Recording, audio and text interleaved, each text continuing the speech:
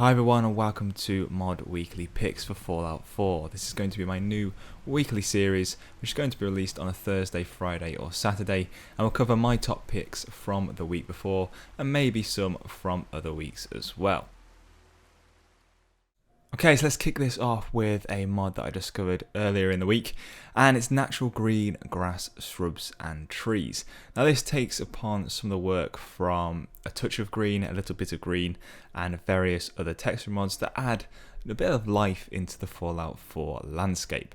However, what makes this one different is the texture of the green colour isn't present throughout the game. There is different tones here and there, and it's a little bit darker than those other mods. The others I found a bit too bright and a bit too overpowering. For me, this adds just the right amount of green.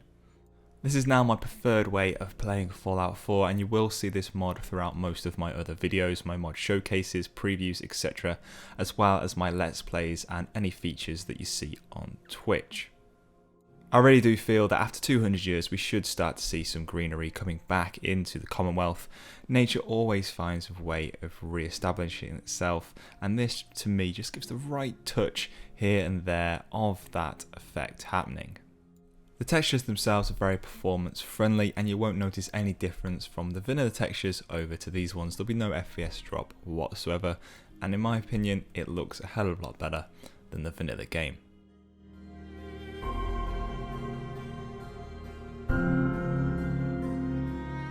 This next pick sees Batman reimagined and added to the Fallout 4 universe. This is the Cape Crusader without a cape, and it's a standalone armor which has the forebears of the classic Batman look. You've got the bat ears as well as the slogan / symbol on the front of the armor.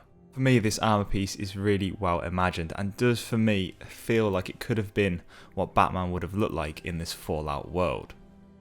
You can add the armor to yourself quite easily through the console, and there are two versions available, one with the Batman symbol on the front and one without. I'm obviously using the one with, and it is my preferred choice.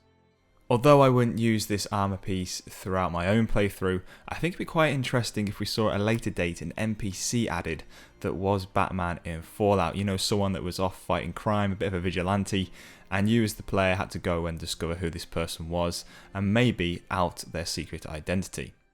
But that sort of thing will probably have to wait until the creation kit's out. For now though, it's just a fun armor set that you can easily add to yourself in game, go around being the Cape Crusader without a cape, and fight crime. It's quite rewarding, and I do recommend this mod in this weekly pick.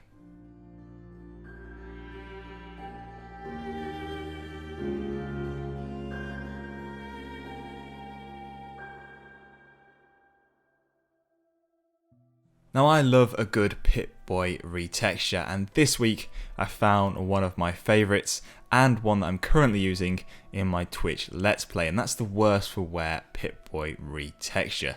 It makes the Pipboy look dented, bruised, and really worse for wear. Now it probably resembles a Pipboy which has been out in the wilderness for a long time rather than one that was picked up from near pristine vault.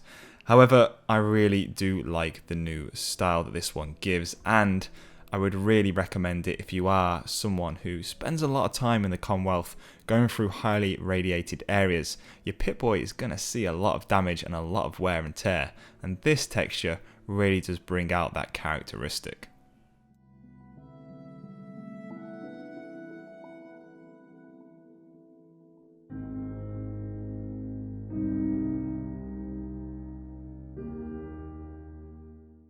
This next pick is actually 3 mods in one. I've combined them all together, although they are available separately, and they add lots more male hair, lots more female hair, and lots more facial hair.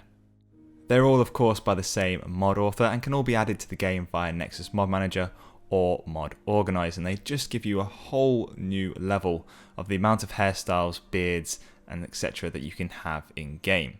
A good thing about the mod is that all of these new hairstyles appear at the top of the style list, which means you can easily find them and go through them sequentially to find the hairstyle that you prefer. Now there's a lot of hairstyles here and too many for me to go through in this small feature. I really recommend that you try this one out for yourself, go to the mod page and check out the pictures there as well. The hairstyles themselves fit the game perfectly, there's nothing out of place here, and they all fit in as well with the vanilla game. There's no strange smooth textures, etc. They all look like they should be included in Fallout 4. The beards in particular are my favourite, and I've started using some of those for my latest Twitch playthrough as well. If you're already partway through the game and you don't know how to open up that character menu again, there's a console command down in the description below, which if you type that in, will just open up that creation menu and you'll be able to access all these great hairstyles and beards. In this next pick, we're going to take a look at the Fallout 4 HD Reworked project. Now this is from a mod author that did similar work in Witcher 3 to great effect, and they've done a very good job in Fallout 4 so far as well. Now there are two versions of the mod available, one which aims to keep the level of performance up, and one that intends to improve quality overall. Now in this video I'm using the quality version, but I have used the performance version, and I can pretty much say I can't see much difference in terms of quality between the two. So if you are looking to save some VRAM, etc. and keep your frames per second up, then I would recommend using the performance version, as you pretty much will notice the difference between the vanilla game but not between the two other versions.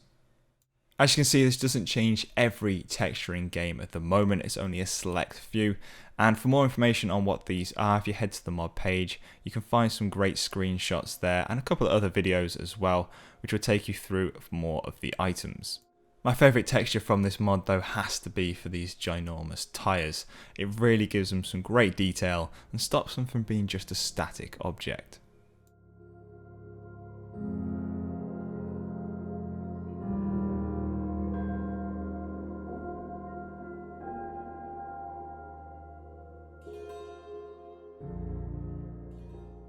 Now this next mod I actually discovered just yesterday. I was browsing through the Fallout 4 Nexus, as I do on a daily basis, and I came across this quite ingenious idea of adding the shotgun as one of the pipe weapons in the game, and it actually is bemusing why this wasn't a feature to start off with.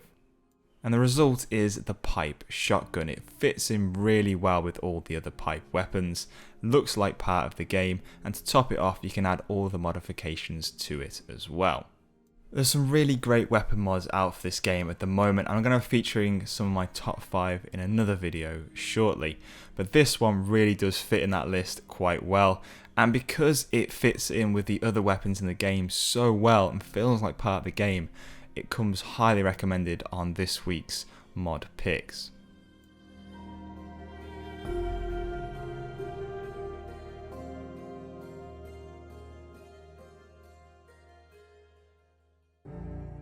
And last up in this week's mod picks is the Mad Can Fury Beans. It's a brand new melee weapon that's been added to the game, which seems to be a can of beans mounted upon a bed leg with a fork on top, a serrated blade around the middle, and adorned with some nuts and bolts, you know, for extra bludgeoning effect.